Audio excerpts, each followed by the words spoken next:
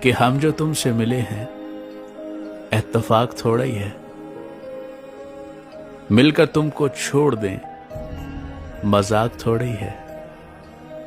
اگر ہوتی تم سے محبت ایک حد تک تو چھوڑ دیتے، پر ہماری تم سے محبت کا حساب تھوڑا ہی ہے۔ اور اب ڈھونڈتے پھرو گے میری اس غزل کا جواب، یہ میرے دل کی آواز ہے جانا، کوئی کتاب تھوڑا ہی ہے۔ بے نسل لوگوں کی سب سے بڑی نشانی، تم اسے جتنی عزت دو گے وہ منافق تمہیں اتنی ہی تکلیف دے گا۔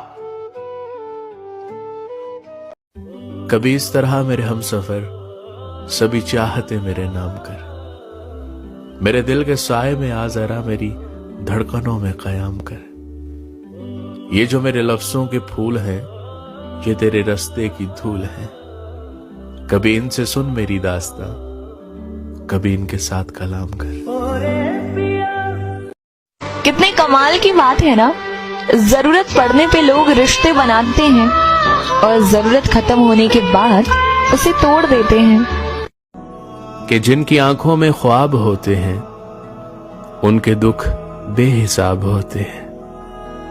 صبر تو رائے گاں نہیں جاتا، عرش پر سب حساب ہوتے ہیں، اور قدر وہ لوگ ہی نہیں کرتے جانا، ہم جنہیں دستیاب ہوتے ہیں۔